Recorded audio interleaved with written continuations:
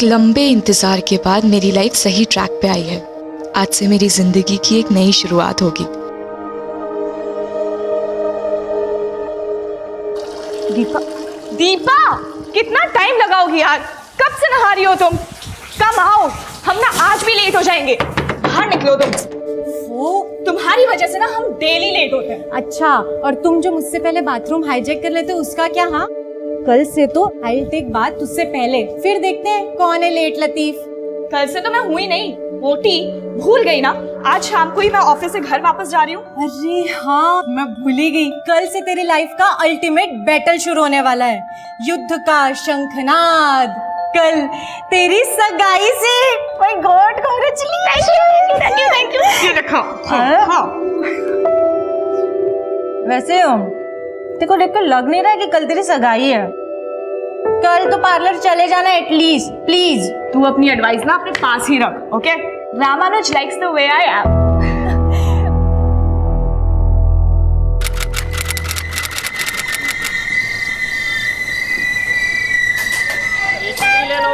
चाय चाय चाय चाय चाय चाय गरम समोसा। 16 जनवरी 2012 की शाम मैं एक ऐसे सफ़र की शुरुआत करने वाली थी जिसमें बीतने वाला हर एक पल उन उम्मीदों से भरा हुआ था जो अम्मा ने मुझसे लगा रखे थे। भीड़ और शोरगुल के बीच भी ये सफ़र मुझे अतीत की उन सारी यादों से जोड़ रहा था जिनसे मेरा बचपन से एक नाता था।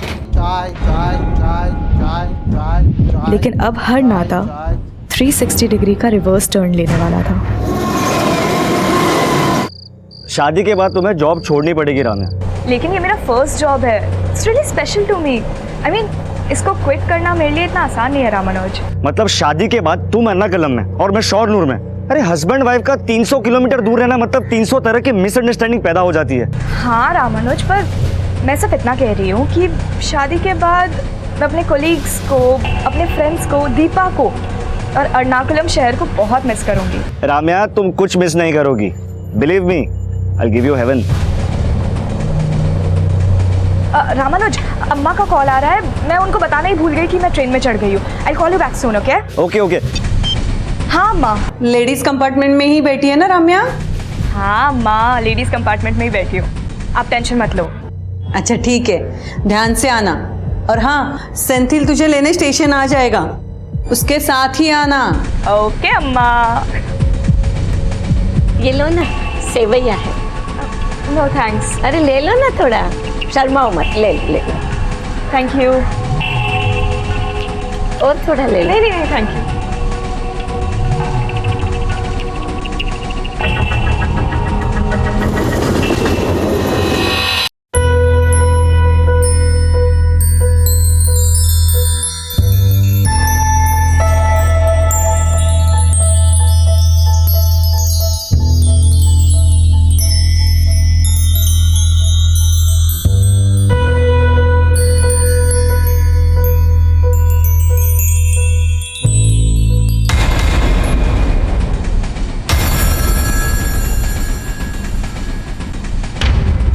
भगवान से बस अब यही कामना है कि मेरी खुशियों को किसी की नज़र ना लगे और ये सफ़र आसानी से बीत जाए।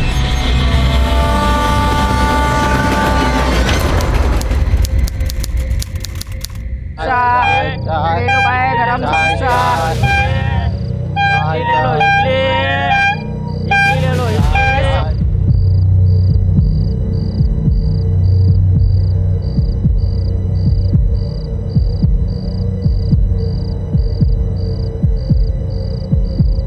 राम्या की ट्रेन आ गई? ट्रेन तो आ गई अम्मा, लेकिन चच्ची कहीं मिल नहीं रही। तू जरूर वहाँ पे लेट पहुँचा होगा। स्टेशन तो ट्रेन से पहले पहुँच गया था अम्मा। फिर राम्या कहाँ है? उन्हीं को तो ढूंढ रहे हैं अम्मा। अरे फोन करना फिर उसे, वहीं कहीं होगी। अब फोन बंद आ रहा है अम्मा, चार्जिंग खत्म हो गया होगा। तू ध्यान से देख उसे वहाँ। हाँ सेंथिल, राम्या का फोन नहीं लग रहा। घर आ गई वो? नहीं रामानुज, उनकी ट्रेन आ गई लेकिन चच्ची कहीं मिल नहीं रही। क्या? पर उसकी ट्रेन तो 11:30 को पहुंच जाती है और अभी 1 बज रहा है।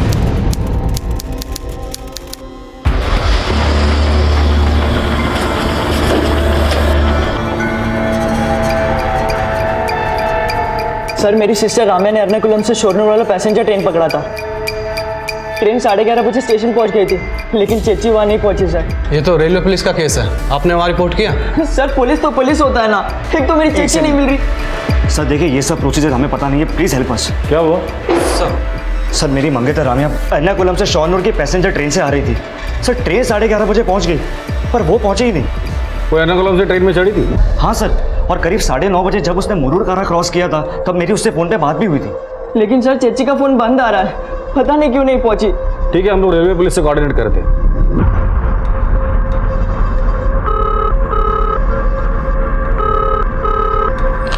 हेलो, मैं कालिंदी नगर पुलिस स्टेशन से PSN नायर बोल रहा हूँ। हमारे यहाँ पे एक लड़की की मिसिंग कंप्लेंट आई। उसके घर वालों का कहना है कि वो लड़की शोरनूर रेलवे स्टेशन पे पहुँचने वाली थी, पर वहाँ से वो घर तक पहुँची नहीं। क्या आपके पास ऐसी किसी लड़की की कोई इन्फॉर्मेशन है? एर्नाकुलम शोरनूर पैसेंजर ट्रेन आने के बाद उस ट्रेन के 2 पैसेंजर्स ने हमें बताया था। सर हम लोग लेडीज कंपार्टमेंट के आगे वाले कोच में थे। वल्लमल क्रॉस होने के 10-12 मिनट बाद मैंने एक लड़की को लेडीज कंपार्टमेंट से जंप करते हुए देखा सर। हमें उनकी बातों से ऐसा लग रहा था जैसे लेडीज कंपार्टमेंट खाली होगा।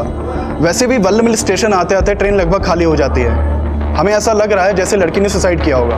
क्या उस लड़की की बॉडी आपको मिली है? हमें अभी तक लड़की की बॉडी की कोई इन्फॉर्मेशन नहीं मिली है, लेकिन हमारी टीम रेलवे ट्रैक्स पे उसे सर्च करने की कोशिश कर रही है।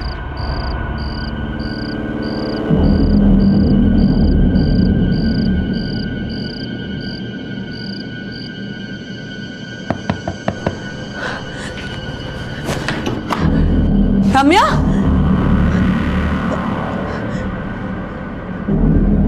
राम्या, राम्या कहाँ है? सेंथिल, राम्या कहाँ है? रामानुज, राम्या कहाँ है?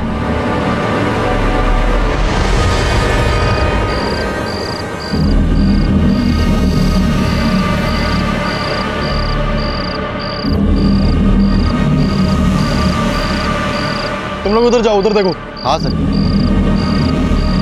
यहाँ ध्यान से देखो। नहीं सर, यहाँ पे तो कोई भी नहीं है। उधर उस तरफ देखते रहो। तुम एक minute.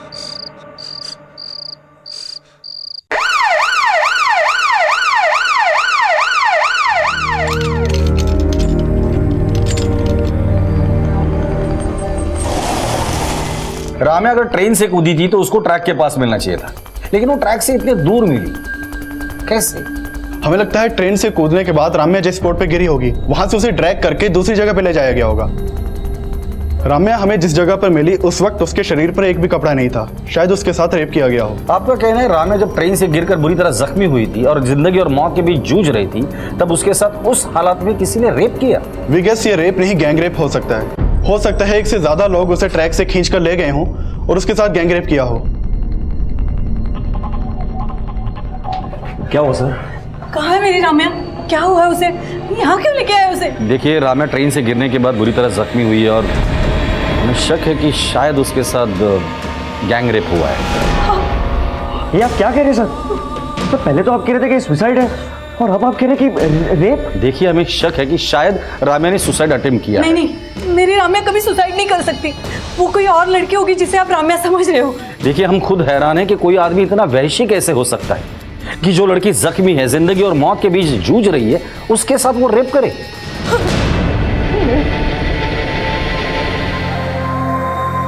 Sister, how is she now? She is very critical sir, अभी कुछ नहीं कहा जा सकता। राम्या की फैमिली लगातार यही कह रही है कि राम्या सुसाइड नहीं कर सकती, और जो गैंगरेप की बात सामने आई है वो भी चौंका देने वाली है। एक काम करो, आरपीएफ की टीम और स्पॉट पे चले जाना। जिस बोगी से राम्या ट्रैवल कर रही थी उस बोगी को दोबारा से चेक करो। Sir,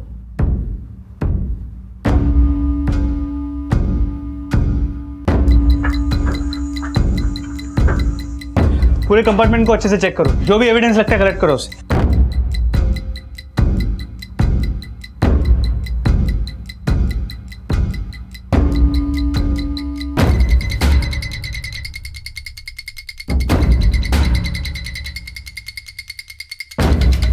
sir,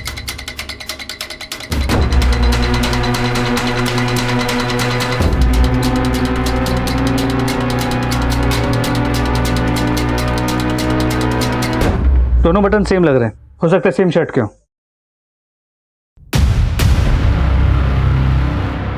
blood stains. Sanju, forensic team को बुलाओ और इस ब्लड को राम्या के ब्लड के साथ मैच करके देखने को बोलो। सर।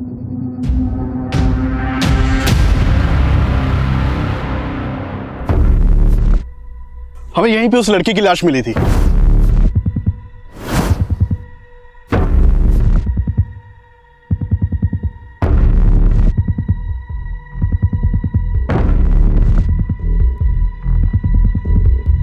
ये ट्रेल है।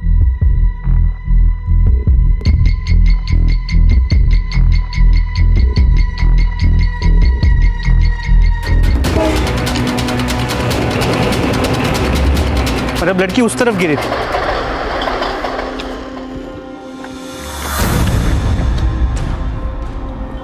हो सकता है लड़की यहाँ सीधे इस पत्थर पे गिरी और यहाँ से उसे वहां तक खींच के ले जाया गया और वहां ले जाके उसके साथ गैंग रेप हुआ। लेकिन रात में अंधेरा होने की वजह से हमें पता नहीं चल पाया कि राम्या यहाँ पे गिरी होगी।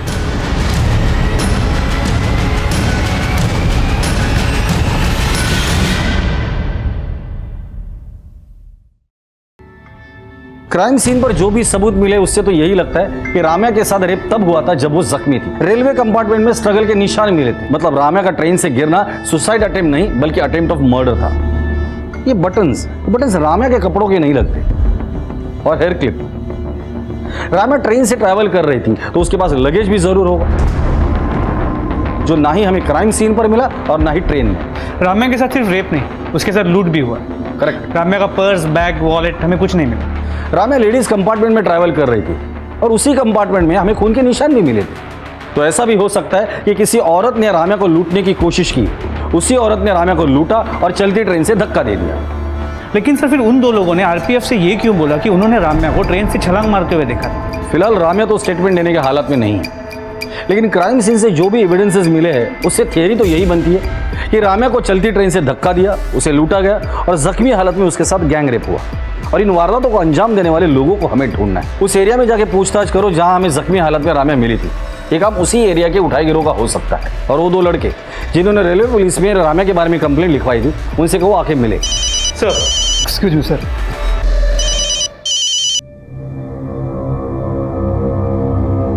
सर वीडियो वाले को इस केस के बारे में पता चल गया है। कल 16 जनवरी की रात एर्नाकुलम शोरनूर पैसेंजर से सफर कर रही एक लड़की के साथ कुछ ऐसा हुआ जिसे जानकर आप सबके रोंगटे खड़े हो जाएंगे। आखिर कौन होंगे वो दरिंदे जिन्होंने एक ऐसी लड़की के साथ गैंग रेप किया जो लहूलुहान हालत में जिंदगी और मौत से लड़ रही थी। पहले जिसे रेलवे पुलिस सुसाइड का केस मान रही थी, अब वो केस गैंग रेप और अटेम्प्ट टू मर्डर का भी समझा जा रहा है।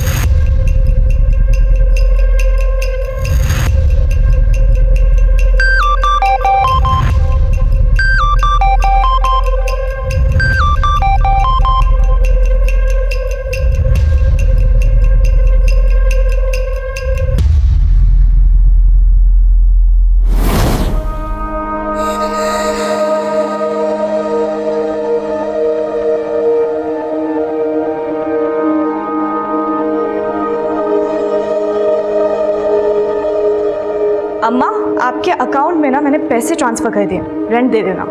अरे रेंट का पैसा तो सेंथिल ने अरेंज कर लिया था। इस पैसे से हम तुम्हारी सगाई की शॉपिंग कर लेंगे। अम्मा, आप कॉफी पी रही है ना? तुझे कैसे पता चला? बस आपकी कॉफी की स्मेल शोनूर से एर्नाकुलम तक आती है। बहुत मिस करती हूँ आपकी कॉफी को। वर्ल्ड में आपके जैसी कॉफी ना कोई नहीं बना सकता। अच्छा, अब ज्यादा मस्का मत लगा। शोनूर कब आ रही है?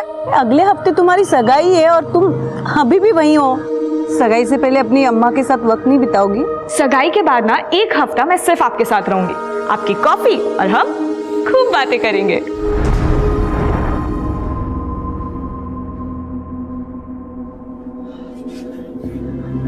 अम्मा, अब रात भर नहीं सोई, घर जाकर थोड़ा आराम कर लो। मेरी राम्या ने रात भर कुछ खाया नहीं, जाके उसके लिए नाश्ता लिया। अम्मा, चच्ची को ग्लूकोज लगा है, अब घर जाकर आराम कर लो। तुझे बोला था राम्या को एर्नाकुलम जाके ले आ। कैसा भाई है तू? खुद जाके ले आता तो आज राम्या।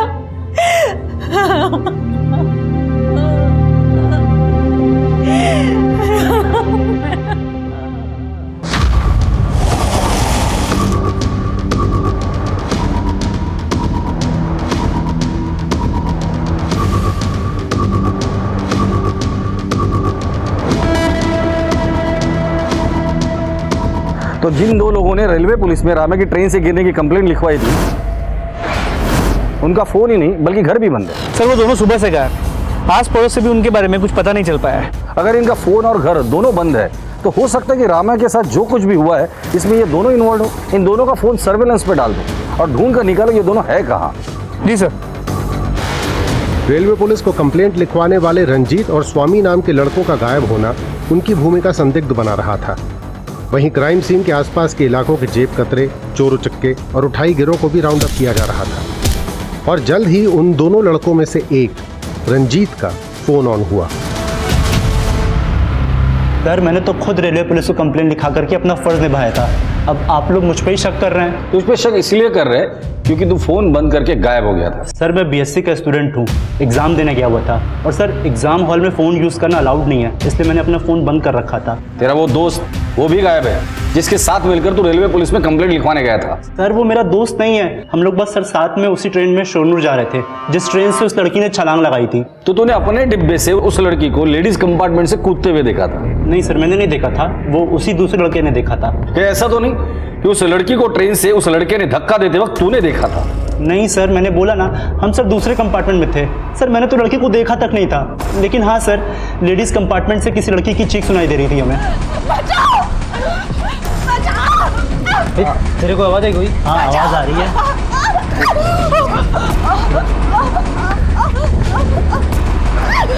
लगता है लेडीज कंपार्टमेंट से आवाज आ रही है, कुछ प्रॉब्लम है वहाँ पे। हाँ मुझे भी लगता है आवाज इधर ही से आ रही है। क्या हुआ अंकल? लेडीज कंपार्टमेंट से आवाज आ रही है, कुछ तो प्रॉब्लम है। मैं एक काम करता हूँ, मैं चेन खींचता हूँ। स्टॉप! वो लड़की कूद गई ट्रेन से। क्या? मैंने अभी देखा उसे।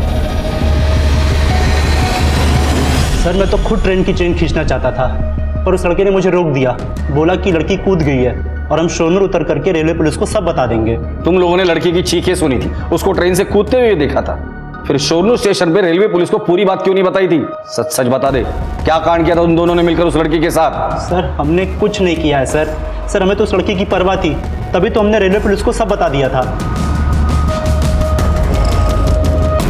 सर ये कोई साजिश लगती, तभी तो इस रंजीत का जोड़ीदार गायब है। रंजीत का कहना है कि स्वामी उसका दोस्त नहीं है। एक काम करो, रंजीत और स्वामी दोनों के कॉल रिकॉर्ड निकालो और पता करो वाकई एक दूसरे को नहीं जानते या रंजीत कोई कहानी बना रहे हैं, और इस स्वामी को ढूंढो और हॉस्पिटल जाके पता करो कि राम्या की कंडीशन कैसी है। इस केस में राम्या का स्टेटमेंट बहुत जरूरी है।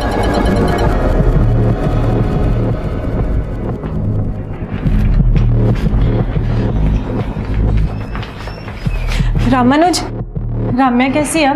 वो ठीक नहीं है दीपा, काफी इंजरीज है। और उसके अब क्या होगा? सेंथिल कहाँ है?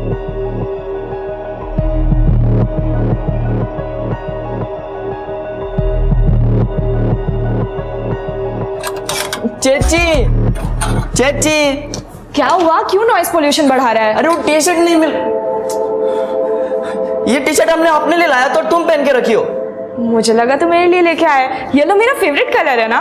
तो क्या हर येलो चीज आपकी हो जाएगी क्या? Okay let it be. अब मैंने पहन लिया ना, कल मैं तेरे लिए एक नया दूसरा टी शर्ट लेके आऊंगी, प्रॉमिस। नहीं मुझे अभी चाहिए, जस्ट नाउ। छोड़ना यार। नो नो अभी चाहिए। Fine,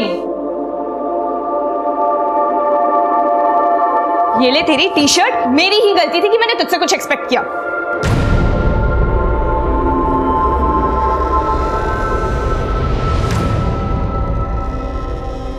hello sir. जी सर मुझे पता है कि मैटर बहुत सीरियस है and we are trying our level best sir. Okay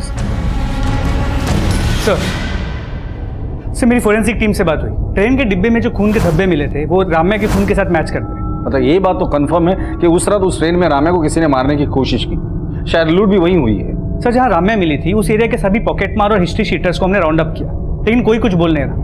और वहाँ रंजीत भी अपना पुराना राग अलाप रहा है। रंजीत और स्वामी के कॉल रिकॉर्ड्स को हमने चेक किया, लेकिन कुछ मिला नहीं सर।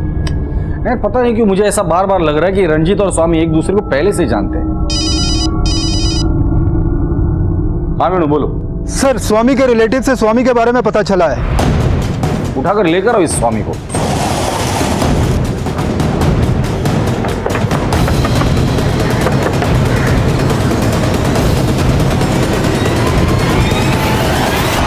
सर गैंगरेप की न्यूज़ सुन के मुझे लगा कि मैं भी फंस जाऊंगा, इसीलिए डर के मारे बिल में छुप गया था।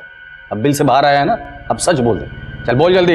सर मैंने उस लड़की के साथ कुछ नहीं किया जो आप ऐसे बोल रहे हो सर, इसीलिए कोई पुलिस को कंप्लेंट नहीं करता है, क्योंकि आप लोग क्रिमिनल को पकड़ने के बजाय शरीफ लोगों को परेशान करते हो। तेरे चेहरे पे तो लिखा नहीं है कि तू शरीफ है या शातिर। मैं बहुत सीधा साधा आदमी हूँ सर। मैं बस उस लड़की की चीख सुन के दरवाजे की तरफ गया था और मैंने देखा वो लड़की ट्रेन से कूद गई है सर। इसके अलावा मुझे कुछ नहीं पता सर। प्लीज़ सर मुझे घर जाने दो आप। घर जाने की बात तो भूल ही जा। लड़की खुद ट्रेन से कूदी थी या तूने और तेरे दोस्त ने उसके साथ कुछ किया था? सर वो लेडीज़ कंपार्टमेंट में थी और उसी लेडीज़ कंपार्टमेंट में खून के धब्बे भी मिले। तेरा दोस्त बता रहा था कि वो लड़की खूब चिल्ला रही थी। हाँ सर, चिल्ला तो रही थी। बचाओ! बचाओ! तेरे को आवाज़ आई कोई? हाँ आवाज़ आ रही है। सर मैं मानता हूँ तब मैंने चैन खींचने के लिए मना किया, लेकिन थोड़ी देर बाद मैं वापस बाहर की तरफ गया तो मैंने देखा। क्या हुआ? अरे वो जो भिखारी था ना, एक हाथ वाला, वो लेडीज कंपार्टमेंट में से कूद गया। एक हाथ वाला आदमी? लेकिन ये एक हाथ वाले आदमी की बात रंजीत ने हमें क्यों नहीं बताई? सर मुझे नहीं पता सर, लेडीज़ कंपार्टमेंट से वो एक हाथ वाला आदमी भी कूदा था, और सर जिसने देखा था उसने भी मुझे कुछ नहीं बताया था। हाँ लेकिन सर मैं वो एक हाथ वाले आदमी को अपने कंपार्टमेंट में देखा था। तुम बोल रहे हो एक हाथ वाला आदमी तुम्हारे कंपार्टमेंट में था, लेकिन स्वामी बोल रहा है कि वो लेडीज कंपार्टमेंट से कूदा था। ऐसा मैंने कब बोला सर? वो तो मुझे दूसरे आदमी ने बोला था। वो एक हाथ वाला आदमी तुम्हारे कंपार्टमेंट में था ना, तो उतर के लेडीज कंपार्टमेंट में कब गया? सर ये तो मुझे नहीं पता सर, वो कब हमारे कंपार्टमेंट से उतर कर लेडीज़ कंपार्टमेंट में चला गया, लेकिन सर उसने कुछ किया होगा। रामे के साथ जो कुछ भी हुआ वो वालामीर और सोनू स्टेशन के बीच हुआ। मुझे लगता है कि ये एक हाथ वाले आदमी का सस्पेंस ये लोग खुद को बचाने के लिए कर रहे हैं। इन दोनों का डीएनए टेस्ट करवा। मुझे तो लगता है कि इस रेप में ये दोनों ही इन्वॉल्व है, और इन दोनों से उस आदमी का स्केच बनाओ, और लेकिन अलग अलग बिठा कर देखते इनके दिमाग में जिस आदमी की तस्वीर है वो वाकई में है भी या नहीं। और सोनू स्टेशन जाके पता करो कि उस दिन उस कंपार्टमेंट में इनके साथ कौन कौन ट्रैवल कर रहा था। सर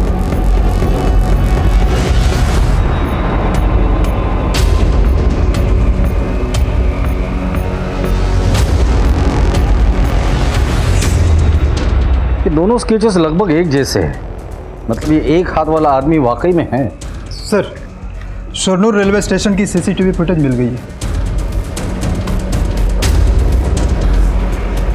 सर ये लड़कों का कंपार्टमेंट लेडीज़ कंपार्टमेंट के पीछे है, और यहाँ रंजीत और स्वामी के साथ और दो लोग उतरे हैं। जूम करो।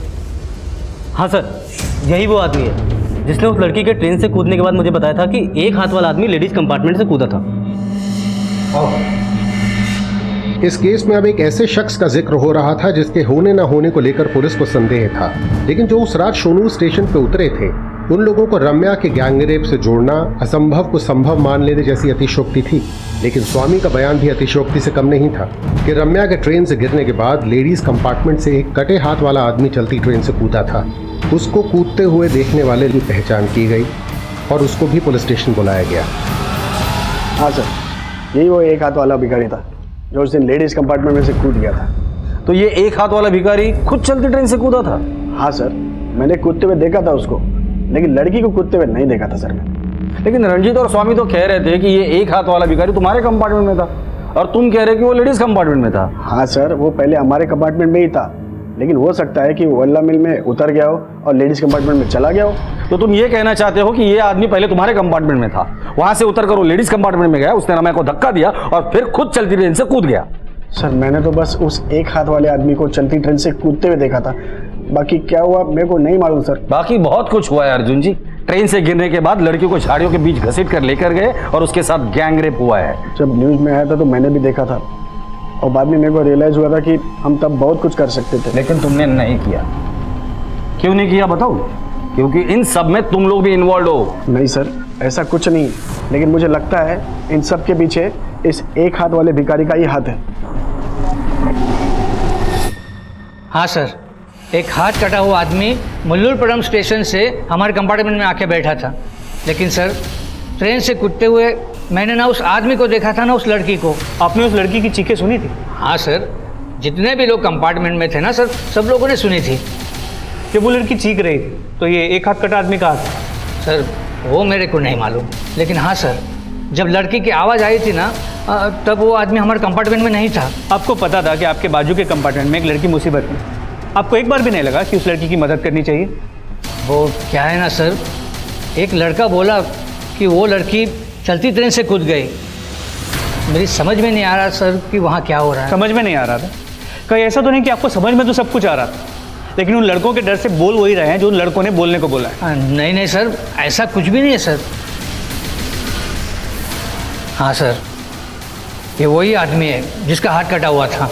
सर ये चारों बोल रहे हैं कि उन्होंने उस तरह ट्रेन में इस एक हाथ वाले आदमी को देखा था और इनडायरेक्टली इशारा भी इसी की तरफ कर रहे हैं। मुझे इन चारों की झूठ बोलने की पॉसिबिलिटी नजर नहीं आती। मैंने इनके रिकॉर्ड चेक किए हैं, ये चारों एक दूसरे को नहीं जानते।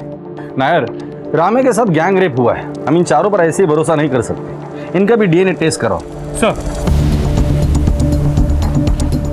एर्नाकुलम शोनूर पैसेंजर ट्रेन के लेडीज कंपार्टमेंट से रम्या की बिलखती चीखें सुनने वाले, रम्या को ट्रेन से गिरता हुआ देखने वाले और उस एक हाथ वाले आदमी को इन अपराधों का प्राइम सस्पेक्ट बनाने वाले वो चारों पैसेंजर्स अब शक के दायरे में थे। पर पुलिस की ये थ्योरी कि रम्या का गैंग रेप हुआ था, इस थ्योरी को अब एक ऐसा झटका लगने वाला था जिसकी किसी ने कल्पना भी नहीं की थी। सर, राम्या के मेडिकल रिपोर्ट देखकर एक बात तो बिल्कुल साफ है कि उसका गैंग रेप नहीं हुआ था, बल्कि एक ही आदमी का इन्वॉल्वमेंट है उसके रेप में। लेकिन डॉक्टर साहब, राम्या जिस कंडीशन में मिली थी और अभी जो उसकी हालत है, उसे देखकर लगता नहीं कि ये एक ही आदमी का काम है। सर, राम्या के बॉडी से जो हमें डीएनए सैंपल मिला है वो सिर्फ एक ही आदमी का है जिसने उसका रेप किया था। सर, उसकी कंडीशन में कोई भी इंप्रूवमेंट नहीं हो रहा है, पर फिर भी हम पूरी कोशिश कर रहे हैं। Please doctor, do something. सिर्फ राम्या ही हमें बता सकती है कि उसके साथ क्या हुआ था और किसने ये सब कुछ किया था।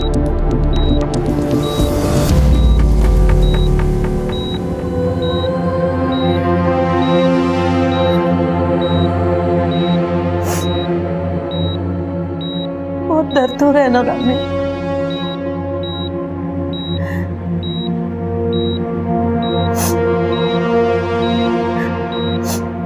बोलना बेटा, बोलना रामे, मुझसे बात कर, अपनी अम्मा से बात कर।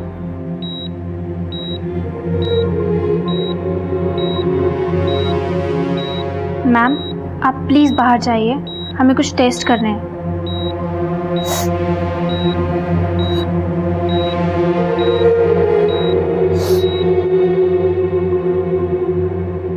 वो चारों अपने बयान पे कायम है कि ये आदमी उस लेडीज कंपार्टमेंट में था जहाँ राम्या का ब्लड मिला, और राम्या के ट्रेन से गिरने के बाद इसे भी ट्रेन से कूदते हुए देखा गया। और राम्या की बॉडी पर भी एक ही आदमी का डीएनए सैंपल मिला है। कि ऐसा तो नहीं कि इसी साहब, ये एक हाथ वाला आदमी एक घायल लड़की को ट्रैक से करीब 200 मीटर दूर तक घसीट के ले जाना और वहाँ उसके साथ रेप करना, सर कैसे हो सकता है? लेकिन इसने ये नहीं किया, किसी दूसरे आदमी ने किया है, तो उस दूसरे आदमी का हमारे पास कोई क्लू नहीं है। यार कैसे भी करो पता करो ये आदमी है कौन। उस रात उस कंपार्टमेंट में जो कुछ भी हुआ था या तो राम्या बता सकती है या फिर ये आदमी। सर,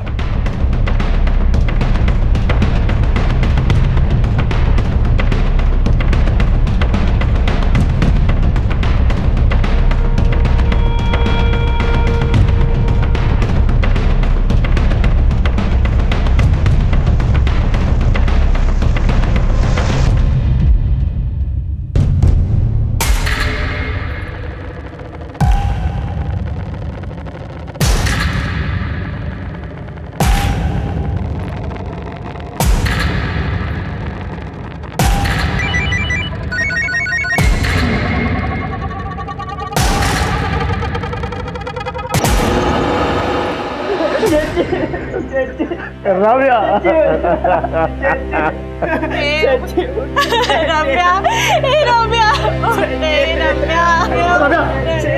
प्लीज संभालिए, प्लीज संभालिए।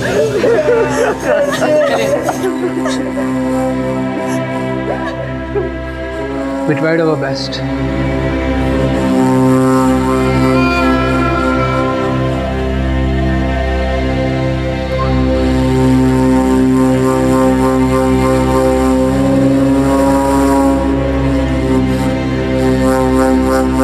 छुटकारा मिल गया मेरी बच्ची को अपने दर्द से, और मुक्ति तो उसे तब भी मिलेगी जब उसके कल्प्रिट को सजा होगी।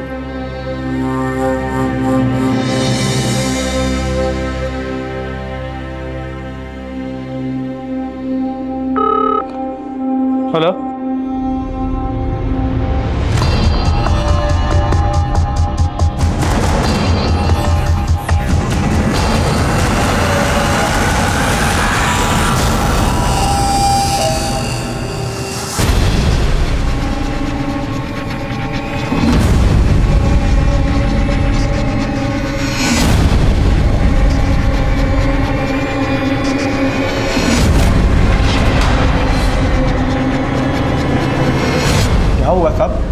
मेरे को यहाँ क्यों लाए हो?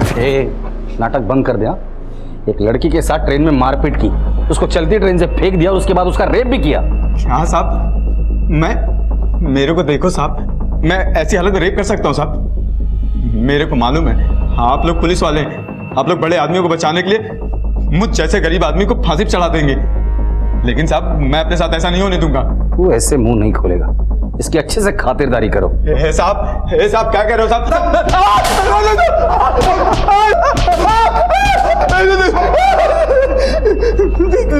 आप चिंता मान लो साहब, लेकिन मैं झूठ नहीं बोलूंगा। सर, राम्या की पोस्टमार्टम रिपोर्ट, इसके मुताबिक उसकी मौत सर पे गहरी चोट लगने की वजह से हुई। जब राम्या को अस्पताल ले जाया गया था तो उसकी ग्लासगो कोमा स्टेट मतलब GCS 4 थी। एक मरे हुए आदमी की GCS 3 होती है और एक जिंदा आदमी की 15। मतलब राम्या को जब अस्पताल में ले जाया गया तो ऑलरेडी वेजिटेटिव स्टेट में थी। इसमें लिखा है न्यूरोलॉजिकल एग्जामिनेशन इवैल्यूएशन के हिसाब से राम्या को जब हॉस्पिटलाइज किया गया था, शी वाज ऑलमोस्ट डेड। जी सर, और इन सब में ये समझ में नहीं आ रहा कि अरविंद जो कुछ सिंगल बस ली और एक हाथ वाला, वो राम्या की इतनी बुरी हालत कैसे कर सकता है, वो भी अकेले।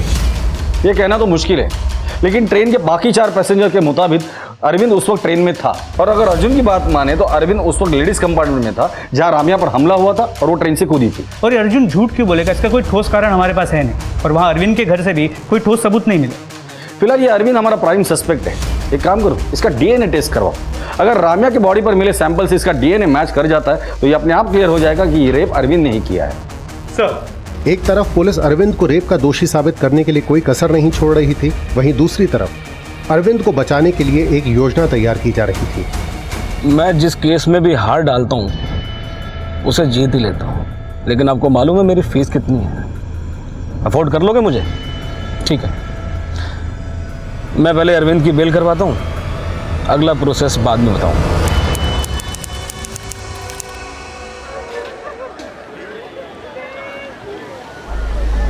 देख सकते हैं कि पुलिस अरविंद को कोर्ट में लेकर जा रही है। आज राम्या रेप केस की सुनवाई है और अरविंद को फांसी की सजा दिलाई जाने की मांग की जा रही है। स्टेट के सबसे फेमस और क्रिमिनल लॉयर BP कुकुनर अरविंद को डिफेंस कर रहे हैं। उनका मानना है कि अरविंद इनोसेंट है। मैम, अरविंद को देखने के बाद मुझे नहीं लगता कि आप या कोर्ट में बैठा कोई भी आदमी ये मानने को तैयार होगा कि इस 40 किलो के आदमी ने एक 52 किलो की लड़की को असॉल्ट किया। मतलब पहले उसे ट्रेन से नीचे फेंका, फिर खुद नीचे कूदा और जख्मी हालात में उस लड़की को 200 मीटर ट्रैक से घसीटकर दूर ले गया और उसके साथ रेप किया, वो भी एक हाथ से। How it is possible ma'am? This is nothing but incompetence. Police को कोई कल्प्रिट नहीं मिला तो अपनी नाक बचाने के लिए उन्होंने ऐसे ही रैंडम एक वीक आदमी को पकड़ा और लाके आपके सामने खड़ा कर दिया। मैडम, अरविंद के बल्ला मिल में लेडीज कंपार्टमेंट में घुसते ही ट्रेन में मौजूद 4 लोगों ने राम्या की चीख सुनी। लेडीज कंपार्टमेंट में और रेलवे ट्रैक पर जो ब्लड स्प्लैटर मिला था वो भी राम्या के ब्लड सैंपल से मैच करता है। और जब राम्या ट्रेन से कूदी, अरविंद भी कूदा। इससे ये प्रूव होता है कि अरविंद ने ही राम्या को असॉल्ट किया था, क्योंकि उस वक्त ट्रेन के कंपार्टमेंट में राम्या और अरविंद के अलावा कोई नहीं था। ये सब सर्कमस्टेंशियल एविडेंसेस हैं। Actually nobody saw nothing. कुछ हुआ ही नहीं, ना असॉल्ट ना रेप, बस सिर्फ चीखें सुनी। मैडम, ये लेडीज कंपार्टमेंट में मिले एविडेंस हैं। इसमें उसी शर्ट के बटन्स हैं जो लेडीज कंपार्टमेंट में मिले। 4 लोगों ने देखा था उस रात अरविंद को, एंड दे कैन टेस्टिफाई।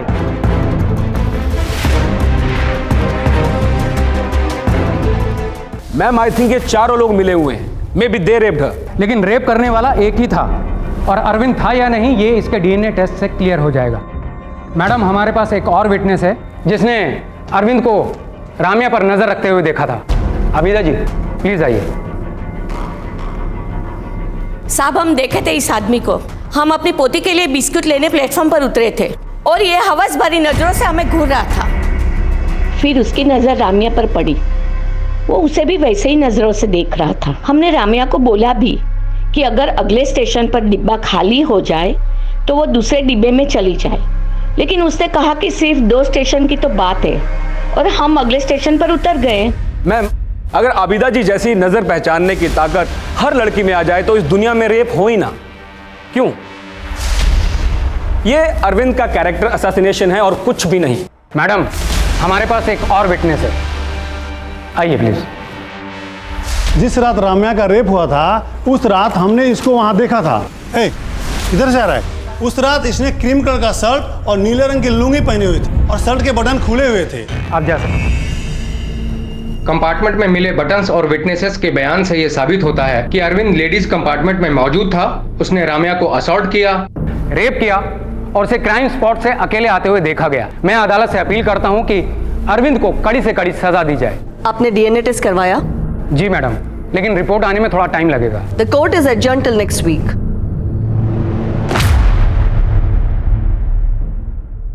इस केस में अरविंद का दोषी होना ना होना उसकी डीएनए रिपोर्ट पर निर्भर समझा जा रहा था और जल्द ही डीएनए रिपोर्ट सामने आई। राम्या के नाखून में जो स्किन थी उसका डीएनए अरविंद से मैच करता है और राम्या के शरीर पर पाए गए डीएनए सैंपल्स भी अरविंद से मैच होते हैं। सर्कमस्टेंशियल एविडेंस और डीएनए रिपोर्ट्स के अनुसार अरविंद कुरूप ने ही राम्या अय्यर का रेप किया है। Court finds him guilty. Madam, इसके क्राइम्स यहीं खत्म नहीं होते। अरविंद रिपीटेड ऑफेंडर है। ट्रेन थेफ्ट्स, रॉबरी, मॉलेस्टेशन और इनडिसेंट बिहेवियर जैसे कई इंसिडेंट्स हैं इसके खिलाफ and he has no guilt. Arvind एक होपलेस एग्जाम्पल है ह्यूमैनिटी के लिए एंड प्रोसिक्यूशन रिक्वेस्ट कि इसे रेयरेस्ट ऑफ रेयर केस मानते हुए कैपिटल पनिशमेंट दी जाए। कैपिटल पनिशमेंट रेप के लिए? Rape and murder. मगर मर्डर तो कहीं प्रूव ही नहीं हुआ।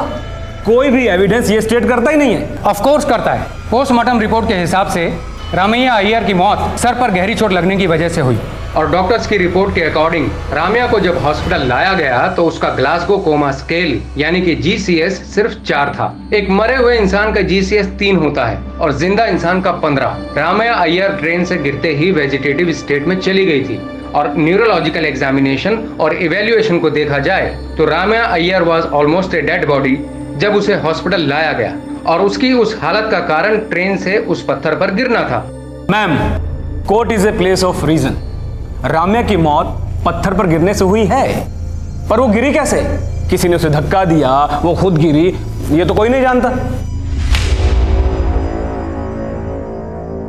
ये देखिए, प्राइम विटनेस नंबर 1 को लगता है कि वो खुद कूदी थी, विटनेस नंबर 2 को लगता है कि वो गिर गई थी, जबकि विटनेस नंबर 3 को लगता है कि उसे धक्का दिया गया था। तो मैडम, इसमें अरविंद ने मर्डर किया, ये कहां प्रूव होता है?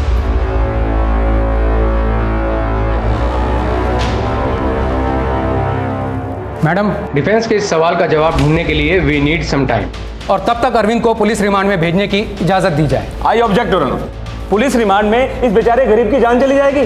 कुकनूर साहब, आपको अफोर्ड करने वाला कोई इंसान गरीब कैसे हो सकता है? Remand granted. Court will meet in 15 days। Thank you madam.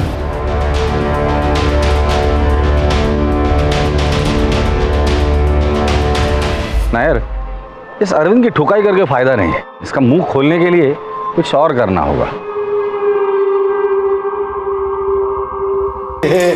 साहब, थोड़ा खाना दे दे साहब। साहब साहब साहब साहब साहब पानी दे दे साहब।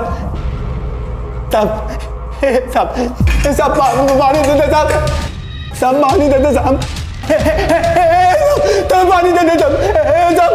पानी दे दे साहब। पानी दे दे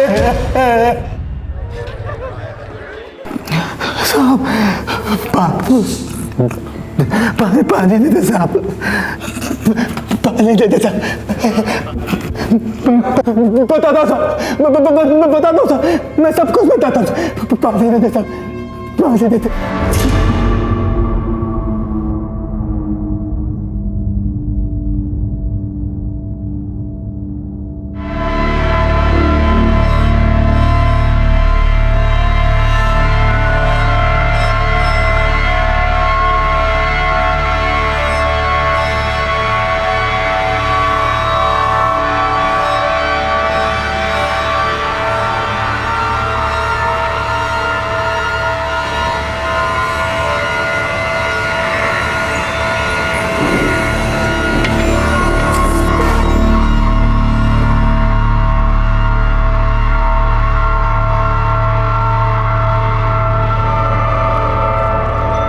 इस कन्फेशन पे इसकी साइन ले लो।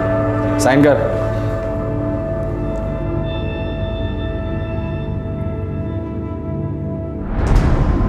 एविडेंस और विक्टिम के कन्फेशन स्टेटमेंट के अनुसार अरविंद कुरूप ने ही राम्या अय्यर को ट्रेन से फेंका, जिसकी वजह से उसकी मौत हुई। Ma'am, confession was forced. Police remand में क्या क्या होता है सब जानते हैं। मैडम, मेरे को इतना मारा कि मुझे साइन करना पड़ा, नहीं तो लॉकअप में ही दम तोड़ देता। फिर ट्रीटमेंट करवाया ताकि किसी को पता ना चले। मैडम, पुलिस कस्टडी में इसे हाथ तक नहीं लगाया गया। मैं सिर्फ आपके दिए हुए डॉक्यूमेंट्स रीड कर रही थी, बट ये एक्स्ट्रा जुडिशियल स्टेटमेंट्स है और ये स्टेटमेंट किसी मजिस्ट्रेट के सामने लिए नहीं गए, है ना? जी मैडम। तो प्रोसिक्यूशन को पता होना चाहिए ये एक्स्ट्रा जुडिशियल स्टेटमेंट कोर्ट में एक्सेप्ट नहीं होते।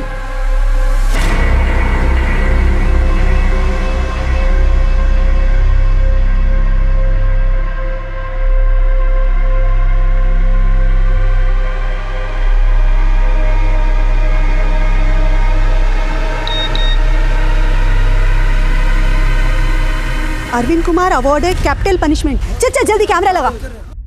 पुलिस और प्रोसिक्यूशन को दिया गया एक्स्ट्रा जुडिशियल कस्टडी कन्फेशन वैसे तो कोर्ट में मायने नहीं रखता, पर रमैया अय्यर के केस को रेयरेस्ट ऑफ रेयर केस बताते हुए जज ने ये कन्फेशन एक्सेप्ट कर लिया है। सर, इस फैसले पे आप क्या कहना चाहेंगे? हाईकोर्ट है ना, हम हाईकोर्ट में अपील करेंगे। Sir, one question sir. Ramya rape case के प्राइम अक्यूज अरविंद के डिफेंस लॉयर बीपी कोकनूर को किसने और किस मकसद से एक केस लड़ने के लिए फंड किया था, ये राज आज भी बरकरार है और बीपी कोकनूर ने कभी इसका खुलासा नहीं किया। लेकिन झूठ की वकालत चाहे जितने भी प्रभावी ढंग से की जाए, जीत हमेशा सच की होती है। पर इस सच को स्वीकार करना हमेशा दुखद होगा कि रम्या अय्यर अब अपने परिवार के साथ नहीं है। देखते हैं हमारे आज के एपिसोड की दूसरी कहानी। हे, माझं घर है, यहाँ सिर्फ मेरी मर्जी चलेगी। मैंने कहा ना, जमीन बेचनी है मतलब बेचनी है, समझे? नहीं समझा और ना ही समझूंगा। अरे कब तक ऐसे चलता रहेगा?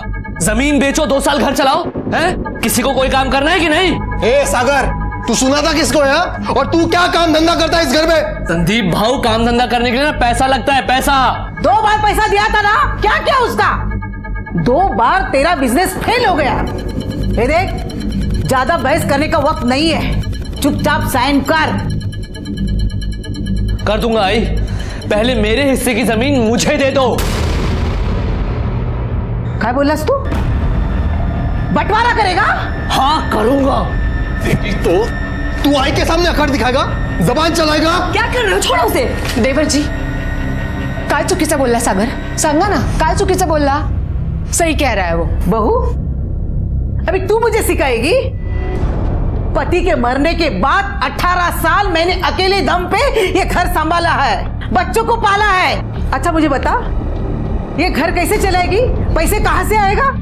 देख, अभी पैसे की जरूरत है, जमीन का हिस्सा तो बिकेगा ही और तुझे साइन करना पड़ेगा। साइन कर। आई, मैं साइन नहीं करूंगा, नहीं करूंगा।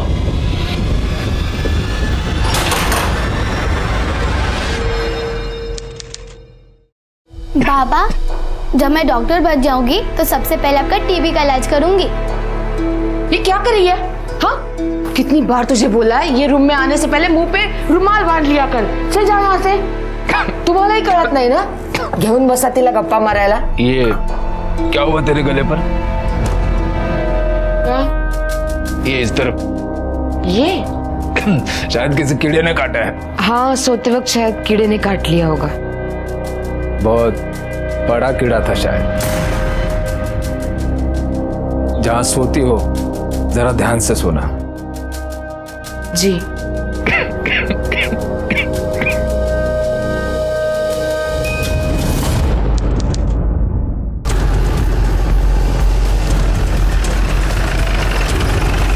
साहब, मैं यहाँ से काम पे जा रहा था, यहाँ पे लाश देखी, मैंने आपको तुरंत फोन किया।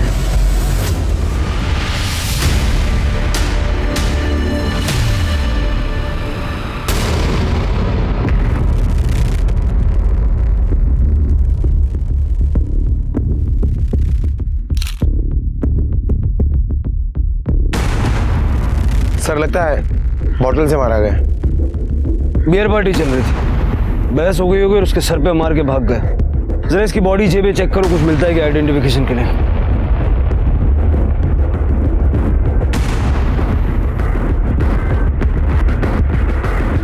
सर ये मोबाइल और पर्स मिला है। सर ड्राइविंग लाइसेंस मिला है। संदीप आत्रेय नाम है इसका, उम्र 29 साल। और ये फोन भी मिला है। सर मोबाइल लॉक है। एक काम करो, फोन अनलॉक करवाने के लिए भेजो, इसकी बॉडी पोस्टमार्टम में भेजो और इसके घर वालों को खबर करो और जरा पता करो कि ये बियर किसने और कहां से खरीदी। Okay sir.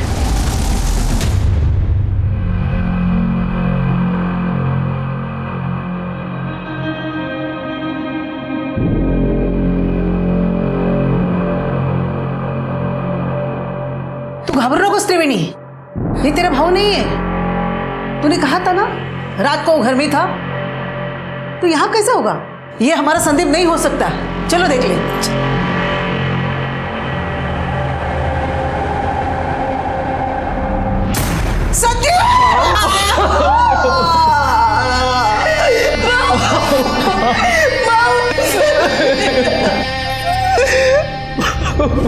किसने मारा मेरे बेटे को? हम पता लगाने की कोशिश कर रहे हैं। वैसे आपको कोई आइडिया है वो किसके साथ बियर पीने जाने वाला था? कुछ बताया? मेरा बेटा शराब नहीं पीता था क्योंकि मुझे पसंद नहीं था। माँ वो पीता था। खोटो बोलता है तू। माँ तुम्हें नहीं पता है संदीप भाऊ तुमसे छुपकर क्या क्या करता था।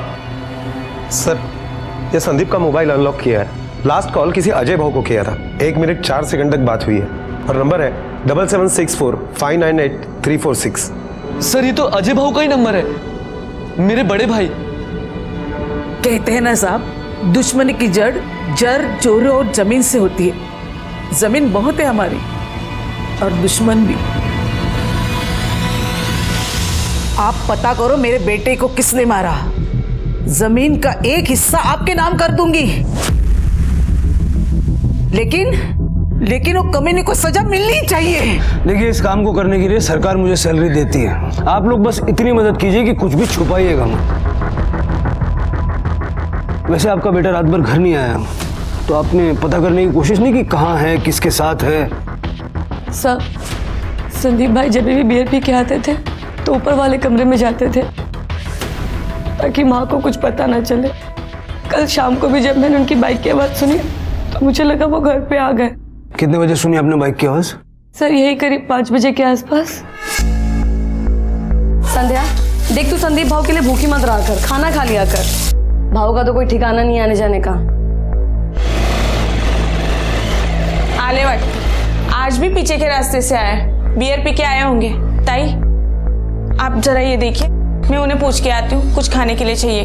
अरे सुन, सीधे वो ऊपर वाले कमरे में गया होगा, तू मत जा वहाँ पे। और वैसे भी आई ने मना किया ना सीढ़ी चढ़ने के लिए। लेकिन भाभी उनको भूख लगेगी तो बड़ी भाभी से खाना मांग लेंगे, तू मत जा, यहीं रुक। मतलब 5 बजे के बाद वो फिर से बाहर गया और उसने दोबारा बियर पी? सर उसके दोबारा जाने का तो नहीं पता। आपने आते हुए बाइक की आवाज़ सुनी थी तो जाते हुए नहीं सुनी? सर शाम के बाद घर में टीवी ऑन हो जाता है तो शायद इसलिए सुनाई नहीं दिया। अच्छा, संदीप कहीं भी आने जाने के लिए अपनी बाइक का यूज करता था? जी सर। लेकिन वारदात की जगह पे हमें उसकी बाइक नहीं मिली। उसकी बाइक कहाँ है?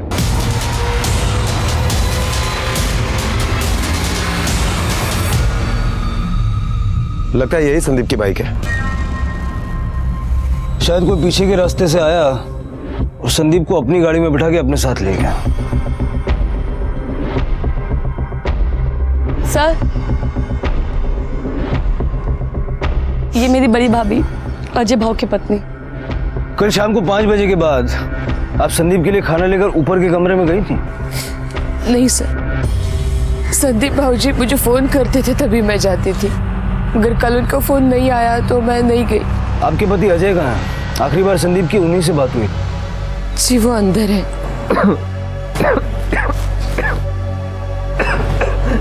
क्या है? मैं चिड़ियाघर का जानवर हूँ क्या? हर किसी को दिखाने ले आते हो? देखिए आपके छोटे भाई संदीप के मर्डर केस की हम जांच कर रहे हैं और उसी सिलसिले में आपसे कुछ पूछताछ करनी है। मुझसे क्या पूछताछ करनी है साहब? आखिरी बार संदीप ने आपको फोन किया था, क्या बात हुई थी? साहब संदीप जब भी बियर पीने बाहर जाता था मुझे फोन करता था। आई अगर कुछ सवाल पूछे तो कोई बहाना बना देना। कल भी इसीलिए फोन किया था। मेरे अलावा घर में सबको पता था कि संदीप बियर पीता था। कल आप कहाँ थे? सर, आप अजय भाव से सवाल क्यों पूछ रहे हैं? आप केशव से क्यों नहीं सवाल पूछते हैं? ये केशव कौन है? मेरा पति, और 2 दिन पहले ही उसने हम सबको धमकी देके गया है। तुम लोगों को क्या लगा कि मुझे पता नहीं चलेगा? जमीन बेची है, बहन का हिस्सा नहीं दोगे क्या? नहीं देंगे। क्या कर लोगे? और जोर से चिल्लाओगे? चिल्ला चिल्ला। तुम तो पागल हो गई है। इन लालचियों के चक्कर में तू मुझे छोड़ के चली आई। चल तू मेरे साथ, और पैसे तो मैं तुम लोगों से निकलवा के रहूंगा। मुझे नहीं आना तुम जैसे लालची आदमी के साथ। ऐसा कैसे नहीं चलेगी? अरे तू मेरी बीवी है। हाथ नहीं लगाना मेरी बहन को, समझा? बीवी और उसके हिस्से के पैसे तो मैं लेके जाऊंगा। उसके लिए चाहे मुझे तुम लोगों की लाश क्यों न बिछानी पड़े। इस केशव का नंबर और घर का एड्रेस दीजिए। सर ये केशव का फोन तो स्विच ऑफ आ रहा है। अपने 2 आदमी उसके घर पे भेजो और उठा लो उसको। Okay sir. हेलो मात्रे, मैं तुम्हें एक फोटो और एड्रेस भेज रहा हूँ। उस आदमी के घर पर जाकर उसे तुरंत पुलिस स्टेशन उठा के लेके आओ। सर मुझे एक बात बहुत अजीब लगी। घर वालों ने संदीप की बाइक की आवाज तो सुनी थी, लेकिन किसी ने भी ऊपर जाकर ये नहीं देखा कि संदीप घर पे आया भी है या नहीं। क्या वाकई में संदीप घर पे आया था या नहीं, ये पता ही नहीं चल रहा है। शिंदे फटाफट उसकी पीएम रिपोर्ट मंगाओ। हो सकता है घर वाले कुछ ना कुछ छुपा रहे हैं। हो सकता है कि संदीप घर पर आया ही नहीं था, उसका मर्डर दोपहर को ही हो गया था। सर लेकिन उसकी बाइक तो घर के पीछे खड़ी थी। हो सकता है कि मर्डर करने वाले ने बाइक घर के पीछे लाके छोड़ दी हो। एक काम करो, जरा आसपास पता करो इस फैमिली के बारे में।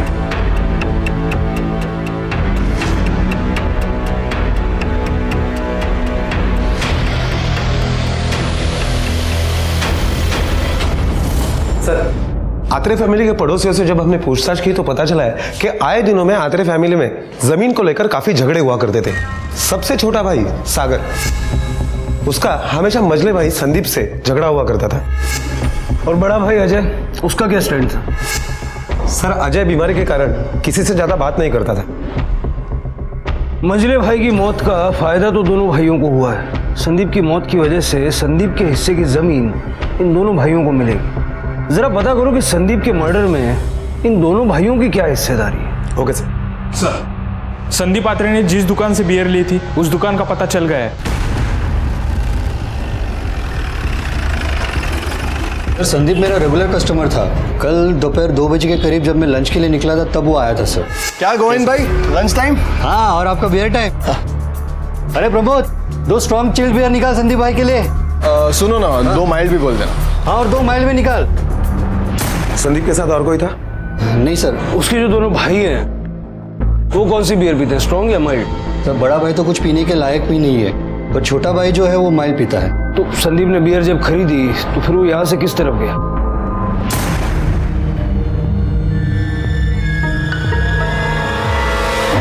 वो इस तरफ गया था, उसका घर इस तरफ है, शायद घर ही गया होगा सर। सर बियर शॉप वाले ने कहा कि बियर लेने के बाद संदीप घर पे गया था इस तरफ, लेकिन उसकी लाश हमें रेलवे लाइन के पास मिली और रेलवे लाइन तो इस तरफ है।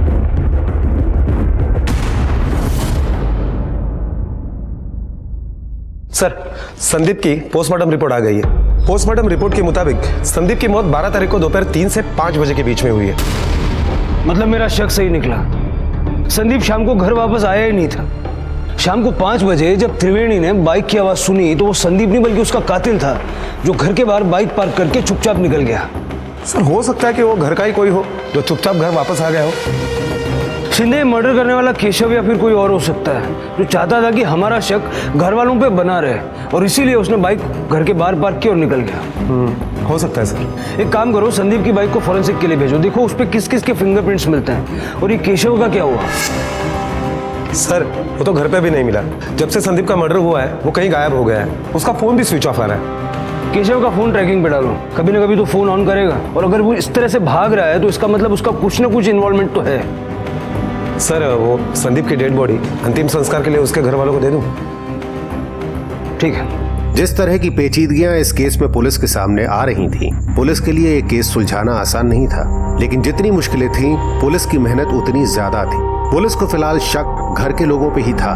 सर ये अजय, संदीप और सागर, इन तीनों के मोबाइल रिकॉर्ड्स हैं। सर कॉल डिटेल से पता चलता है कि इनकी इस नंबर पर हमेशा बातें हुआ करती थी। ये नंबर दिनेश यादव का है। इन तीनों भाइयों की जो शहर में जमीन है उसके एक हिस्से में दिनेश यादव खेती किया करता था। संदीप ने आखिरी बार बात अजय से की थी। 12 तारीख को 3 से 5 के बीच अजय की लोकेशन क्या थी? सर अजय के मोबाइल लोकेशन के हिसाब से जिस वक्त संदीप की मौत हुई उस वक्त अजय घर पर ही था। और वो त्रिवेणी का पति केशव, उसकी क्या खबर? सर केशव की मोबाइल की लोकेशन 12 तारीख को दोपहर 3 से 4 बजे के बीच में उसी एरिया की दिखाई दे रही है जहां पर हमें संदीप की बॉडी मिली थी, और उसके बाद उसका फोन स्विच ऑफ हुआ। फिर 14 तारीख को उसका फोन नासिक में एक्टिवेट हुआ।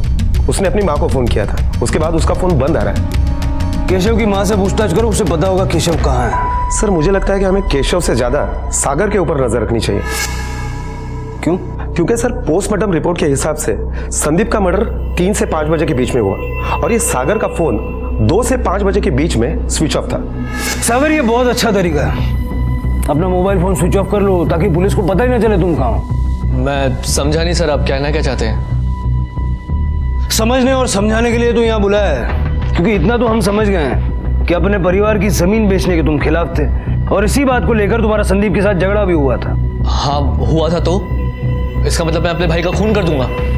ऐसे तो गायत्री भाभी भी खिलाफ थी जमीन बेचने के। तेरी गायत्री भाभी उस दिन पूरा दिन तेरी माँ, बहन और तेरी संध्या भाभी के साथ घर पर थी, और वो माइल्ड बियर नहीं पीती, तुम पीते हो। हाँ पीता हूँ, तो उससे क्या साबित होता है? संदीप ने 2 स्ट्रॉन्ग बियर के साथ 2 माइल्ड बियर खरीदी थी। तुम संदीप के साथ बियर पीने गए, लेकिन पहले अपना मोबाइल फोन स्विच ऑफ कर लिया, फिर उसके साथ बैठ के बियर पी, उसको मारा। नहीं सर, मैं तो फिल्म देखने के लिए गया था सर। मेरे फोन की बैटरी कम थी, इसलिए वो अपने आप ही बंद हो गया था। इंस्पेक्टर साहब, आप ये क्या कर रहे हैं? मैंने आपको कहा था ना, जमीन का हिस्सा दे दूंगी, और चाहे तो और देती हूँ, लेकिन मेरे बेटे को क्यों परेशान कर रहे हैं? माता जी अब ध्यान से सुन लीजिए, हम मानते हैं कि आपके पास बहुत जमीन है, लेकिन अगली बार अगर आपने इस तरह से जमीन ऑफर की तो पुलिस वाले को रिश्वत देने के जुर्म में आपको अंदर करवा दूंगा। दूसरी बात, हम अपना काम कर रहे हैं, आपके बेटे को परेशान नहीं कर रहे हैं। देख रही हूं मैं क्या करे आप। संदीप के बाद यही तो मेरा सहारा है, और आप उसे भी। मुझे आपकी जांच पे भरोसा नहीं है, मुझे सीबीआई जांच चाहिए, मुझे उनके साथ बात करना है। आपको जो ठीक लगता है आप कीजिए, लेकिन हम हमारा इन्वेस्टिगेशन हमारे तरीके से करें। और सागर, जो कुछ भी तुमने कहा है उसको हम वेरीफाई करेंगे। अगर कुछ छुपाया है या कुछ झूठ बोला है तो फिर कोई बचा नहीं पाएगा।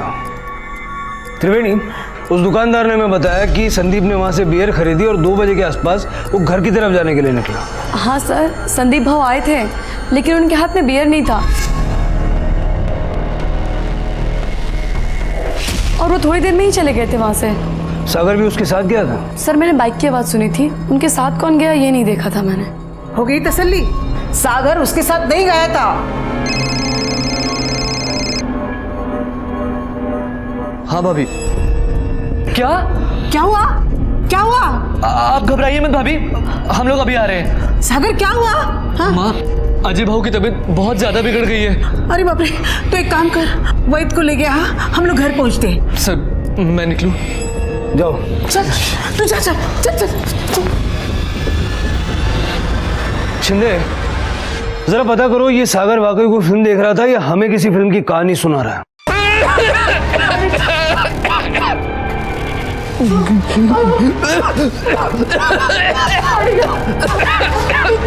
तू जा यहाँ से।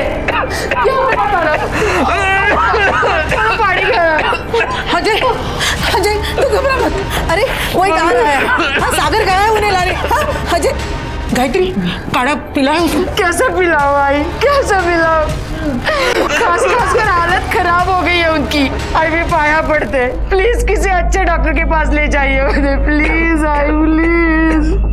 आइए डॉक्टर साहब, वो मेरे बड़े भाई हैं, उन्हें टीबी है, उनकी हालत बहुत बिगड़ चुकी है। सागर, मैंने वैद को लाने को कहा था, ये किसको उठा के लाए? चल नहीं ये कौन?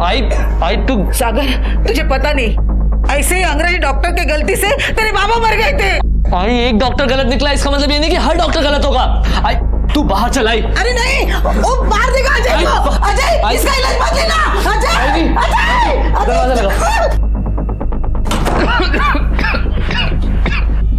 देखिए, मैंने दवाइयाँ तो लिख दी हैं, लेकिन आपके भाई की हालत बहुत बिगड़ चुकी है।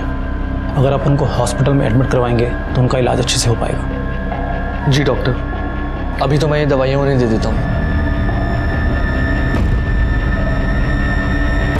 दिखाए डॉक्टर को, हो गई मनमानी। लेकिन मैं अजय को अंग्रेजी दवा खा के मरने नहीं दूंगी, समझे?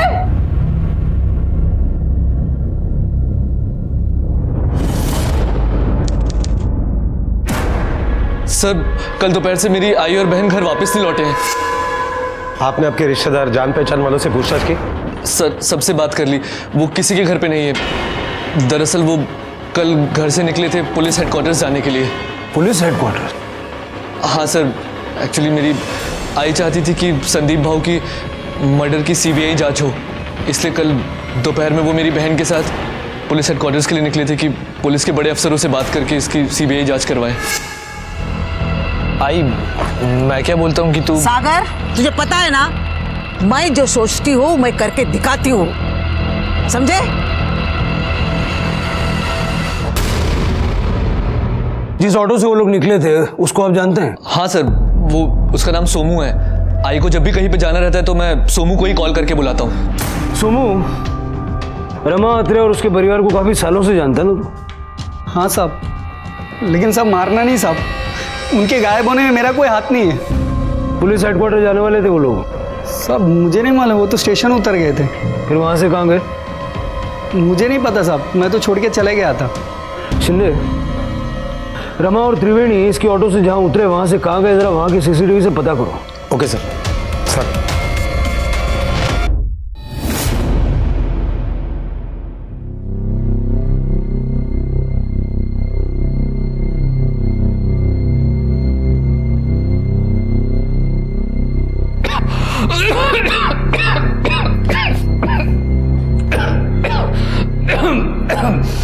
अरे सागर, आकाश तू आई का कुछ पता चला? नहीं। अरे ये क्या करते हो आप? हाँ, आपको एक बार बोला वो समझता नहीं है। रूम से बाहर क्यों आया? कितनी बार बोला अंदर रुकिए। हाँ आई, इस तरीके से तो बच्चों में भी इन्फेक्शन फैलेगा। अंदर जा। आओ, आपको समझ में नहीं आता? आपको सही इलाज तो करवाना नहीं है, बस आई की सुनते रहते हो, उन्हीं की मानते हो, और इस तरीके से बाहर आकर बीमार हूँ पर ये मत भूल के तेरा बड़ा भाई हूँ। मेरे सामने ऊंची आवाज करके बोलना बंद कर, समझो? ये क्या कर रहे हैं आप? छोड़िए उन्हें, छोड़िए। बराबर देख रहा हूँ तुम दोनों को, बहुत सुर से सुर मिल रहा है ना तुम्हारा। कमरे में बंद रहता हूँ इसका मतलब ये नहीं कि मुझे कुछ दिखाई नहीं देता। सब बराबर देख रहा हूं मैं, समझे?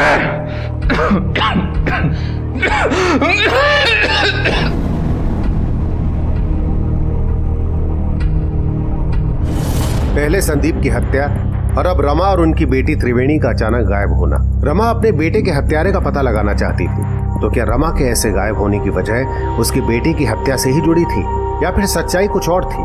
सर, सागर झूठ बोल रहा है कि 12 तारीख को फिल्म देखने गया था। मैंने वहाँ का सीसीटीवी फुटेज भी चेक किया है, उसमें सागर कहीं नजर नहीं आया। ले आओ सागर को, अब पिक्चर उसे हम दिखाते हैं।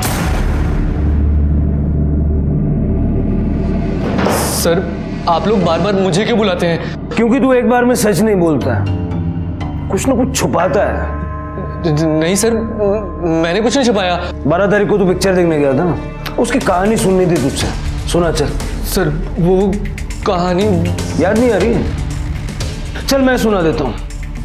एक बार क्या होता है, 3 भाई रहते हैं, उनके बीच जमीन को लेके झगड़ा होता है, लेकिन वो लोग बियर साथ में पीते हैं। अब छोटा भाई एक दिन मझले भाई को ले जाता है और बियर पिलाता है, और बियर पिला के उसको मार डालता है। अब वो जो मझला भाई था ना, वो संदीप था, और छोटा भाई तू। नहीं सर, मैंने भाऊ को नहीं मारा सर। जब तेरी आई को इस बात का शक होने लगा तो तूने उसको और तेरी बहन को दोनों को गायब कर दिया। नहीं सर, मैंने कुछ नहीं किया सर। ये पिक्चर वाली झूठी कहानी क्यों सुनाई? सर, झूठ इसलिए बोला क्योंकि मैं उस दिन अपनी गर्लफ्रेंड के साथ था, उसके घर में। फिर से नई कहानी शुरू कर दिया? मेरा यकीन कीजिए सर, दरअसल मेरी गर्लफ्रेंड दूसरी जात की है, इसलिए मैं ये बात छुपा कर रखता हूँ। अगर आई को पता चलता तो वो बहुत नाराज होती सर। इसलिए आई को गायब भी कर दिया कि जब आई को पता ही नहीं चलेगा तो वो नाराज कहाँ से होगी, है ना? क्या किया उसके साथ, कहाँ है वो, बोल। नहीं सर, मैंने कुछ नहीं किया सर उसके साथ। आप चाहे तो मेरी गर्लफ्रेंड से पूछ सकते हैं, मैं उसी के साथ था। तुम्हारा और सागर का रिश्ता कितने सालों से है? सर यही करीब 2 सालों से। सागर ने बताया कि 12 तारीख को तुम और सागर दोनों फिल्म देखने गए थे। नहीं सर, 12 तारीख को हम फिल्म देखने नहीं गए थे। वो एक्चुअली मेरे घर आया था, हम साथ में थे। पुलिस से ऐसा कहने के लिए सागर ने तुम्हें सिखा के भेजा है? नहीं सर, ऐसा कुछ नहीं है, मैं सच कह रही हूँ।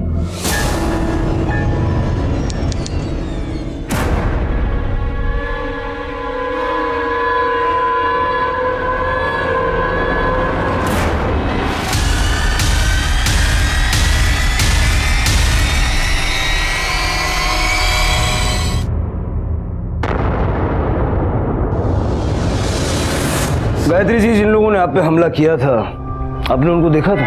नहीं सर, उन्होंने हेलमेट पहना था। जिस जगह पे आप पे हमला हुआ, हमने वहां पूछताछ की। बाइक पे नंबर प्लेट तक नहीं लगी हुई थी। इसका मतलब पूरी प्लानिंग करके आपके ऊपर हमला किया गया। आपको क्या लगता है कोई आप पे क्यों हमला करवाएगा? पता नहीं सर, कोई मुझ पे क्यों हमला करवाएगा। शायद इसलिए क्योंकि आए दिन आपके घर में जमीन को लेके झगड़े चलते रहते हैं। सर मेरे नाम पे कोई जमीन नहीं है। हाँ, लेकिन आपके घर की जमीन ना बेचने के लिए आप हमेशा सागर का साथ देती आई हैं। फिर तो पहले मुझे मारना चाहिए था। बेटा, जब आपकी आई पे हमला हुआ तो आप आई के साथ थे ना? आपको याद है वो बाइक वाला कैसा दिखता था, कौन था? हाँ अंकल, वो अंकल ने हेलमेट पहना था, सिर्फ उनकी नाक दिख रही थी। उनकी नाक पे बड़ा सा कट का निशान था। मुझे लगता है ये काम किसी प्रोफेशनल का है। पता करो कोई ऐसा हिस्ट्री शीटर है क्या जिसकी नाक पे निशान हो। Yes sir. सॉरी अजय, तुम्हारी तबीयत खराब है, लेकिन तुमसे कुछ सवाल पूछना है। हाँ सर, पूछिए। तुम्हारी बीवी को मरवाने की कोशिश किसने की होगी?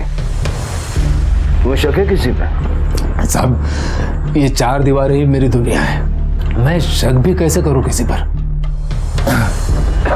तुम्हारी आई और बहन दोनों गायब हैं। एक भाई मर चुका है, अब तो सब कुछ तुम्हारा छोटा भाई संभालेगा। हो सकता है कि सागर ने नहीं साहब, हम लोग घर में चाहे जितना ही लड़ लें, पर एक दूसरे को नुकसान नहीं पहुंचा सकते। शिंदे, केशव को कुछ पता चला? सर केशव बस भाग रहा है, कभी नासिक, कभी कल्याण, कभी शिरडी। अभी अभी उसका फोन मनमाड़ में ऑन हुआ था और तुरंत स्विच ऑफ हो गया। एक जगह पे टिकता ही नहीं है। आसपास के एरिया में उसके जितने भी रिश्तेदार हैं सबका पता करो और सब पे नजर रखो। अगली बार वो किसी न किसी के पास तो जाएगा, जहां दिखे वहीं से उठा लो। Okay sir. सर, रमा और त्रिवेणी की कॉल डिटेल्स आ गई है। लास्ट लोकेशन क्या है दोनों की? वसई के साउथ साइड में, और करीब 2 बजे के आसपास उसका फोन बंद हो गया था। शिंदे, आखिरी बार बात किससे हुई दोनों की? सर, उनके जमीन पर खेती का काम करने वाले दिनेश यादव के साथ इनकी आखिरी बार बात हुई थी, और इन दोनों का लोकेशन भी उसी जमीन का है। और फिर 3 बजे के बाद वहां से 20 किलोमीटर दूर जाकर इनका फोन स्विच ऑफ हो गया। लेके आओ इस दिनेश यादव को। अरे दिनेश, खेती में आजकल बहुत कमाई नहीं है ना? जी साहब, ये बात तो है, बस गुजारा चल जाता है। पर सिर्फ यही पूछने के लिए बुलाया था साहब। नहीं। 21 तारीख को तेरी रमा अत्रे से बात हुई थी, उसके बाद से वो गायब है। क्या बात हुई थी? जी वो जमीन को लेके बात हुई थी। उस दिन भी उन्होंने फोन किया था और मैंने कहा कि फसल सही नहीं हो रही है इस बार। तो वो कहने लगी तू झूठ बोल रहा है, मैं खुद आकर वहां देखना चाहती हूँ। मैंने कहा आइए देख लीजिए। फिर दोनों माँ बेटी वहां आई थी। रमा और त्रिवेणी तुझसे मिलके फिर कहाँ निकले थे? कोई था उनके साथ? जी नहीं, वो दोनों ही थी सिर्फ। 12 तारीख को कहाँ था तू? जी वही खेत पे था अपने। क्यों? संदीप के साथ बियर पीने नहीं गया था? क्या साहब, हम देसी पीने वाले, हमारा बियर से क्या होगा? हाँ, बियर से क्या होगा तेरा, लेकिन पुलिस के सामने जो झूठ बोलता ना, उसको ऐसा नशा चढ़ाते हैं कि उसको चारों तरफ जेल की सलाखें नजर आती है। साहब वो तो अभी होश में भी दिख रहा है, पर मैंने आपसे जो कहा वो सब सच था, झूठ कुछ नहीं बोला मैंने आपसे। मैं जा सकता हूँ साहब, थोड़ा खेती में काम है। जा। शिंदे, 1 नंबर का घाघ आदमी है ये। दवाई खा लीजिए, आपको ठीक लगेगा। अरे नहीं चाहिए। क्या कर रहे हो आप? छोटे बच्चे की तरह माँ की तरह ये जिद करते हैं, छोड़ दो आप। अपने लिए ना सही, अपनी बेटी के लिए आपको ठीक होना पड़ेगा। बाबा बाबा प्लीज दवाई खा लो, और दवाई खा लोगी तो जल्दी ठीक हो जाओगे बाबा, प्लीज खा लो।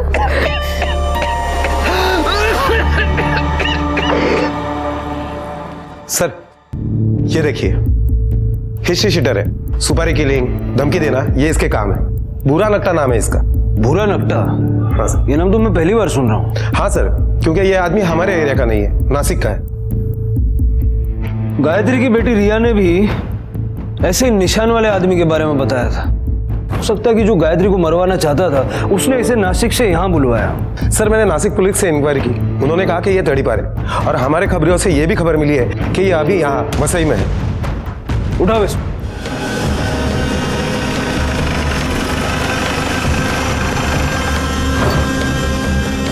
साहब वो रहा। हेलो, अरे मैं इधर चाय की दुकान पे हूँ, तुम किधर हो?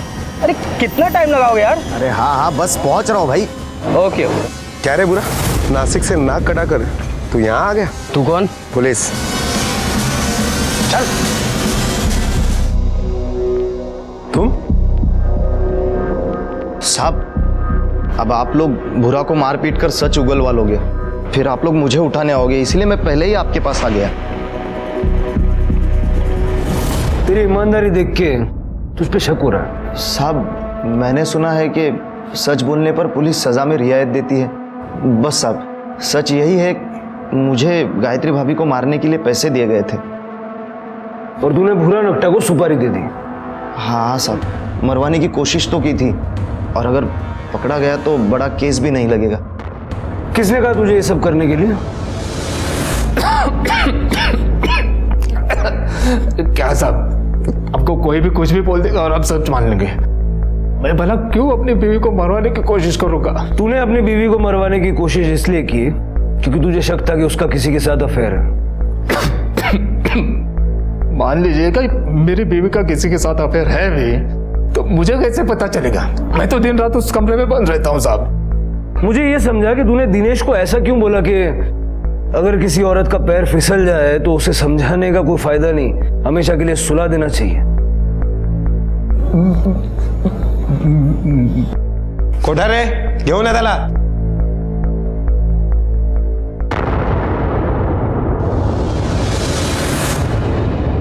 नहीं नहीं भैया, ये हमसे नहीं हो पाएगा। और अब गायत्री भाभी को क्यों?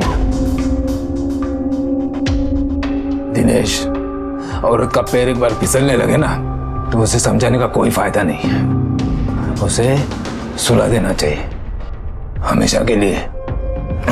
नहीं नहीं, ये मेरी सोने की चैन है, सोने की है, और तू जिस जमीन पर काम कर रहा है ना वो भी तेरे नाम कर दूंगा। देख अब ना मत बोल। वो सच है। गायत्री के रंग ढंग देखकर मुझे यकीन हो गया था कि वो मुझसे धोखा कर रही है, और इसीलिए तुमने संदीप को मारने की प्लानिंग बनाई, क्योंकि तुम्हें शक था कि गायत्री का अफेयर संदीप के साथ है। नहीं साहब, क्योंकि मुझे नहीं पता था गायत्री का किसके साथ अफेयर है। तुम्हें पता था क्योंकि तुम्हारी बीमारी की वजह से गायत्री अलग कमरे में सोती थी, और संदीप की बीवी संध्या के प्रेग्नेंट होने के बाद ऊपर के कमरे में खाना लेकर के वही जाया करती थी। अरे इससे ये कहाँ साबित होता है साहब कि उन दोनों में अफेयर था? तुम जैसे शक करने वालों को सबूतों की जरूरत कहाँ होती है? इसी शक के चक्कर में तुमने संदीप को मारने की प्लानिंग बनाई, और इसीलिए उसके साथ बियर पीने का प्रोग्राम बनाया। संदीप, इस कमरे में बंद रहते रहते मैं मर रहा हूं, बाहर जाना चाहता हूं। बोलो ना भाऊ, कहाँ जाना है? देख, ना मत बोलना, चल अपने पुराने अड्डे पर जाकर बियर पीते हैं। हाँ? और भाऊ आपकी बीमारी? यार एक दिन तो ढंग से जी लेने दे मुझे, भूल जाओ मेरी बीमारी को, और मुझे भी भूलने दे। ठीक है भाऊ, मैं तैयारी करता हूँ।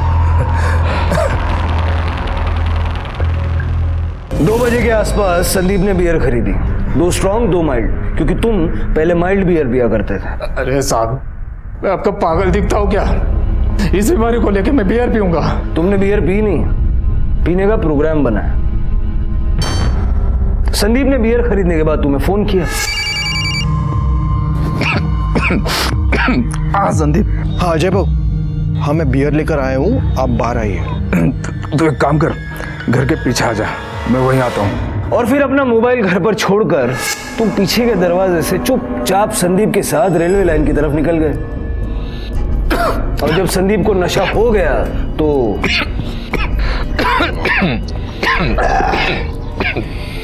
सच बोलो, आज बहुत दिनों बाद आपके साथ पीने बैठा हूँ, अच्छा लग रहा है। अच्छा लग रहा है ना? मुझे भी अच्छा लग रहा है। पी। अरे बाबू, ये क्या बात हुई? मेरी दूसरी खत्म होने आ रही है और आप पहली पे अटके हो। पियो पियो। अभी करता हूँ खत्म।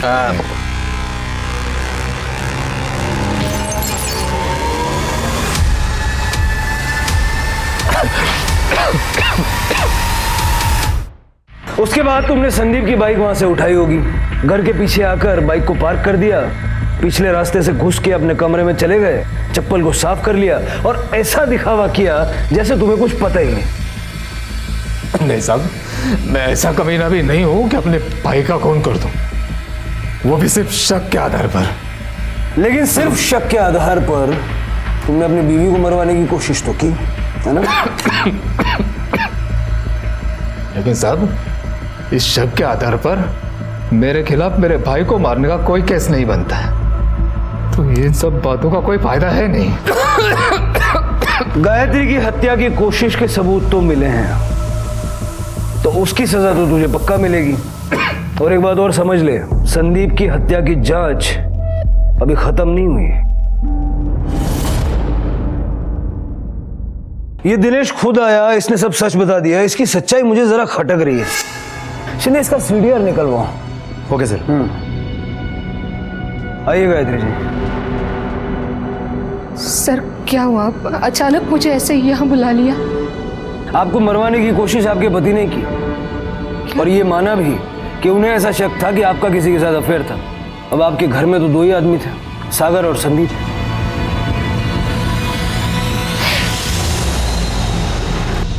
आई, पापा को पुलिस क्यों ले गई? रिया, मुझे एक बात बता, क्या कभी बाबा ने तुझसे पूछा था कि आई कहाँ गई, किसके साथ गई? याद करके बता। हाय, वो जो आपके गले पे कीड़े ने काटा था, उस दिन बाबा ने मुझे कहा कि जो ऊपर देखिए कि कमरे में कौन है। फिर? हाँ, फिर आई, मैं देखने गई ऊपर तो संदीप काका थे। फिर ये बात मैंने पापा को बता दी। पापा घर नहीं आएंगे, अब वो अस्पताल में है, उन्हें सजा भी हुई है। उन्होंने आई को मरवाने की कोशिश की, पर क्यों? वो इतना नाराज क्यों थे आई से?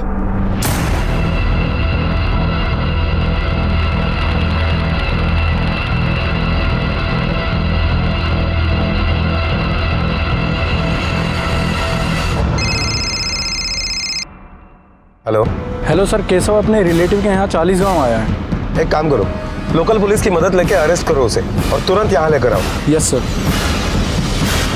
सर, ये दिनेश यादव के कॉल रिकॉर्ड से पता चल रहा है कि दिनेश यादव की आत्रे फैमिली के लगभग हर मेंबर से बात हुआ करती थी, लेकिन सबसे ज्यादा बात उसकी गायत्री के साथ हुआ करती थी। गायत्री और दिनेश यादव की उस दिन भी बात हुई थी जिस दिन रमा और त्रिवेणी दोनों गायब हुए थे। सर, और दिनेश यादव की उस दिन और 2 लोगों के साथ बात हुई थी। पता करो ये और 2 लोग कौन है, और ये गायत्री और दिनेश के बीच में इतनी बातचीत होने का रीजन क्या है? क्योंकि मुझे लगता है कि ये दोनों मिलके कोई बहुत बड़ा गेम खेल रहे हैं। सर, इन दोनों के सच के बारे में तो हम पता लगा ही लेंगे। फिलहाल केशव मिल गया है, उसे 40 गांव से लेके आ रहे हैं। गुड। साहब, मुझे मारो नहीं, मुझे मारने नहीं, मैं बताता हूँ साहब, मैंने संदीप को नहीं मारा है, सच कह रहा हूँ। संदीप के घर पर धमकी देने के लिए गया था ना? मैं डर गया था, क्योंकि मेरे धमकाने के बाद ही वो मर गया। मुझे पता था साहब, आप लोग मुझ पे शक करोगे, इसलिए मैं डर गया था साहब। 12 तारीख को जिस दिन संदीप का मर्डर हुआ, तेरे मोबाइल की लोकेशन भी वसई के उसी एरिया की है। ये जादुई कोइंसिडेंस कैसे हो गया? साहब मेरे दोस्त की मोबाइल रिपेयर शॉप है, मैं अपना मोबाइल ठीक कराने गया था। हर किसी के पास बचने के लिए एक कहानी होती है। चल तेरे दोस्त का नंबर दे।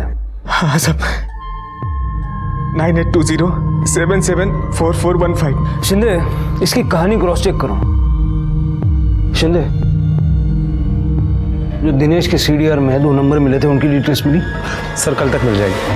सर रमा और त्रिवेणी जिस दिन गायब हुए थे, उस दिन दिनेश यादव की गायत्री के अलावा जिन 2 लोगों के साथ बात हुई थी, उनके कॉल डिटेल्स आ गए।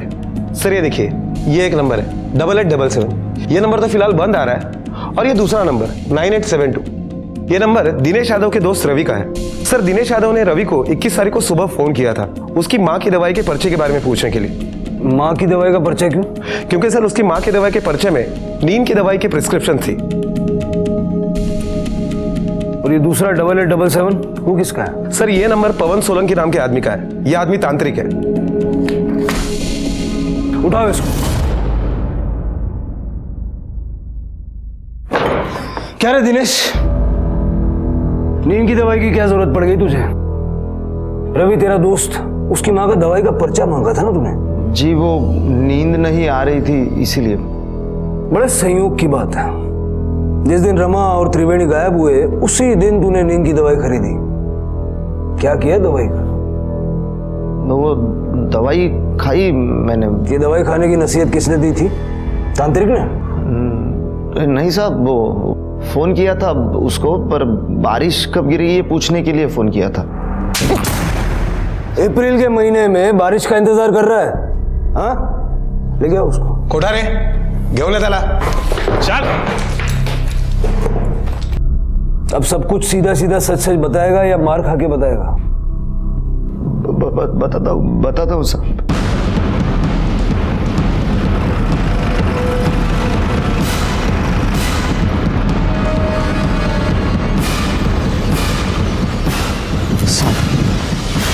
यही दोनों माँ बेटी को गाड़ा है। लाशों को निकलवाने का इंतजाम करो। Okay sir.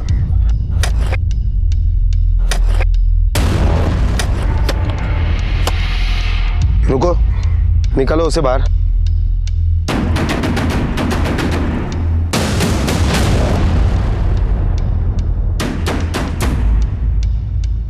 Sir Rama ji,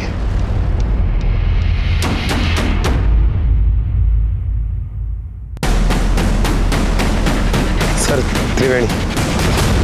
कितने पैसे मिले थे ये सब करने का? 6 लाख मिले थे साहब। किसने दिया?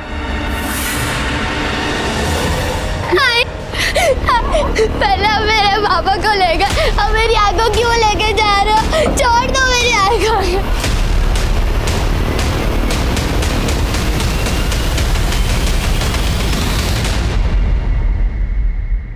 संदीप को भी तुम नहीं मरवाया? नहीं सर, संदीप को किसने मारा, क्यों मारा, मैं नहीं जानती। अपनी सास को क्यों मरवाया? तंग आ गई थी मैं उस औरत से, सिद्धि अड़ियल। बस उसी औरत की वजह से 5 साल तक मैं अपने पति से दूर रही। मेरी बेटी को भी मनहूस मानती थी वो। मेरे पति का अच्छे डॉक्टर से इलाज भी नहीं करा चाहती थी, जमीन बेचने चली थी। ऐसे तो हम लोग रास्ते पे आ जाते ना, इसीलिए दिनेश को कहकर मैंने उन्हें मरवाया, ताकि उनके बाद घर का और जायदाद का पूरा कंट्रोल मेरे हाथ में आ सके। माँ जी, हमने कहा था ना, बड़े ही पहुंचे हुए बाबा है ये। बाबा कुछ भी करो, मेरे बेटे के कातिल का नाम बताओ, जमीन का आधा हिस्सा आपके नाम कर दूंगी। लो ये पहले पवित्र जल पी लो, अपनी आंखें बंद करो, अपने मरे हुए बेटे का ध्यान करो।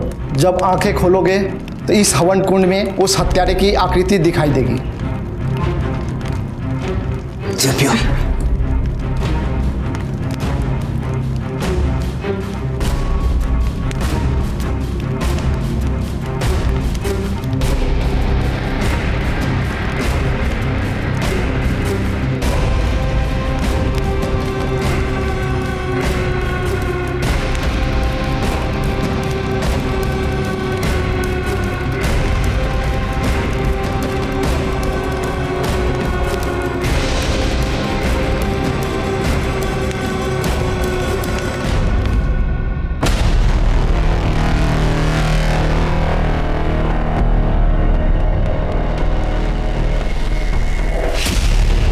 तुम्हारी सास से तुम्हें प्रॉब्लम्स थी, त्रिवेणी को क्यों मरवाया?